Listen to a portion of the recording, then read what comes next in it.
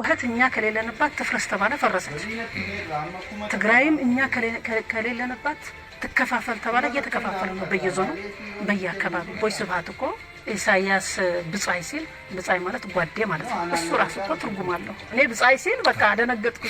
ያ የምላስ ወለምታ አይደለም፣ ይሄ የምላስ ወለምታ ምልክት ነው እያሳየ ያለው ማለት ነው። ከዛ ጊዜ ጀምሮ እየተጀማመረ ሄደ። አሁን ደግሞ ከፍ አለ ማለት ነው። ሻዕቢያና አሁን እየጀማመሩት ያለው ነገር እሱን ከተቃወም አሁን ደግሞ ባንዳ ነው። ጠቅላላ ህዝቡ ባንዳ በባንዳ ሆነ። አሁን እየሄድበት ያለው የትግራይ ህዝብ የሚያጠፋ ነው።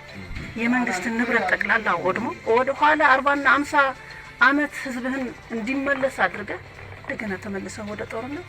ከጦርነት ምን ይገኛል? ለሰላም ብዬ ነው የመጣሁት። በቃ የትግራይ ህዝብ ይበቃዋል።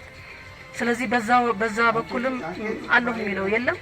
ስለዚህ ፌደራል መንግስት አለሁልህ በለው ለትግራይ ህዝብ ለማለት ነው እንግዲህ